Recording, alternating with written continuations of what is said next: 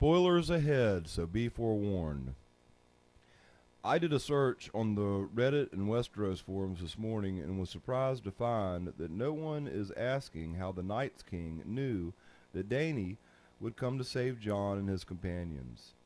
I did see a few posts wondering where the Night's King got the giant chains, but mostly these go no farther than explaining that the chains were seen on a ship in an earlier scene. Well, what everyone seems to be missing is that there was no need to bring chains at all unless they were planning on hunting dragons.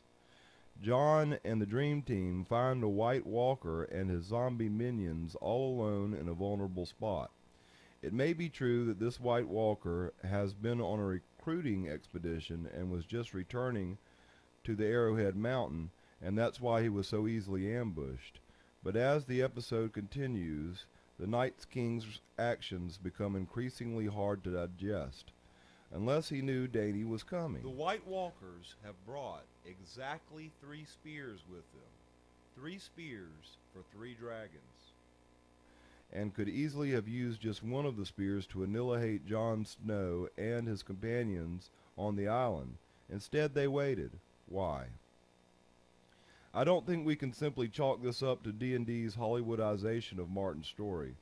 There is certainly some of that in this episode, with crows and dragons and Gendry moving faster than Mach 5 jets across Westeros.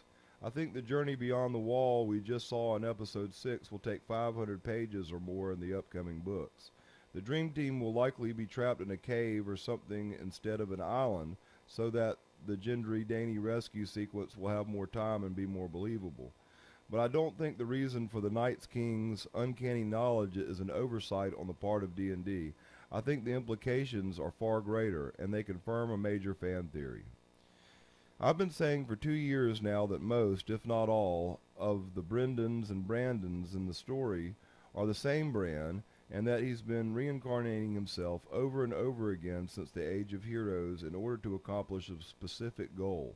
The Night King is an incarnation of Brienne, who decided mankind is a disease and must be wiped from the face of the earth. In previous videos, I've offered proof that Joffrey, Ramsay, and Euron have all been receiving visions from the Night King. These visions have influenced their psychopathic actions. It surprises me that so many people believe that these 3 arch-villains are simply douchebags that our characters met along the way and do not have a greater importance to the overall story. George R. R. Martin is a great writer, and great writers don't do that sort of thing. They also don't wait until the last 2 books in a long series to start developing the antagonist character. Most literary agents and publishers are going to stop reading if the antagonist isn't being developed from chapter 1. Since George writes masterpieces and not trash, the only explanation is that we've been getting to know the Night King all along through the development of our other major villains. If you'd like to see proof that Ramsay received visions that led him to seeking out Theon, you can get the facts in my last Game of Thrones video, or on the Preston Jacobs video series, The Dreams of Wolves and Robins. It's even possible the Night King and not the Lord of Light sent the vision to the Hound in order to get the Dream Team in a place where they'll have to be rescued by a dragon. I'm not even sure the Lord of Light exists. He may just be a mental construct that helps people tap into their innate psychic abilities. In many of Martin's stories, there is an unnamed terraforming spaceship in orbit around several solar systems. This seed ship leaks radiation, which awakens psychic abilities in the denizens of nearby planets each time it passes by. And the red comet seen in the Westerosi sky a few books and seasons back seems to be this same catalyst. Whether or not the Night King sent that vision, there's no doubt in my mind he knew the Dream Team was coming and that Dany would try to rescue the team. He let his lieutenant be captured, but has one of his own zombies in the lieutenant's platoon so that he'll have eyes on the situation. Then he traps the Dream Team on an island and waits for what must have been days if we're taking time and distance into consideration. His army could obviously swim, since they later try to drag both Jon and Tormund into the icy water and also somehow get to the bottom of the lake to attach chains to a dragon. But they wait. Why? When Dany arrives, another lieutenant immediately grabs a spear and hands it to his master as if the situation were planned. I think the Night's King considered a zombie for a dragon pretty fair trade. But why did he need the dragon? Just to augment his army? I don't think so. I was pretty certain a zombie dragon would not be able to breathe fire, since fire is a zombie's only weakness. It would make more sense that an undead dragon resurrected by ice elves would breathe ice or frost. Since there have been several Easter eggs foreshadowing the army of the dead bypassing the wall by going around Eastwatch in the ocean, my brother suggested the journey could be expedited pretty quickly if a zombie dragon were to freeze the sea to enable the army's march.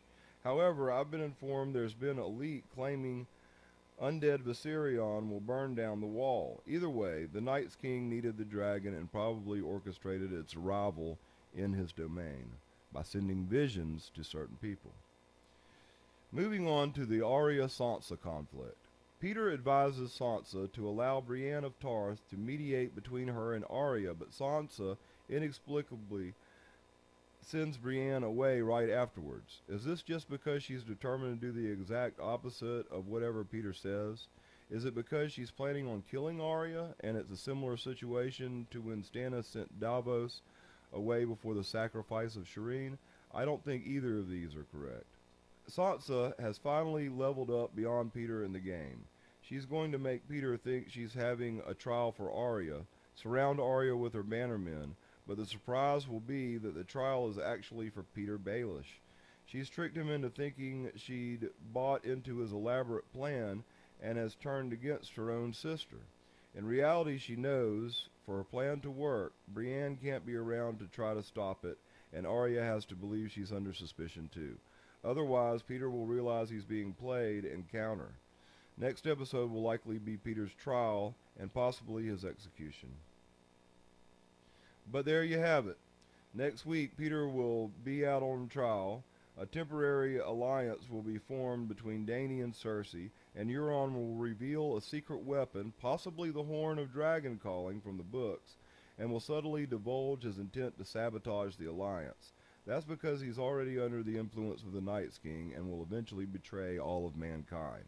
If you'd like to see the full proof that Joffrey, Ramsay, and now Euron have been influenced by the Night's King, and that the Night's King is an incarnation of Bran Stark, and that Brynden Rivers, aka the Three-Eyed Raven, was actually one of many incarnations of Bran Stark, please check out my other videos. And if you enjoyed this, please like and subscribe. I can't tell you how much it helps the channel.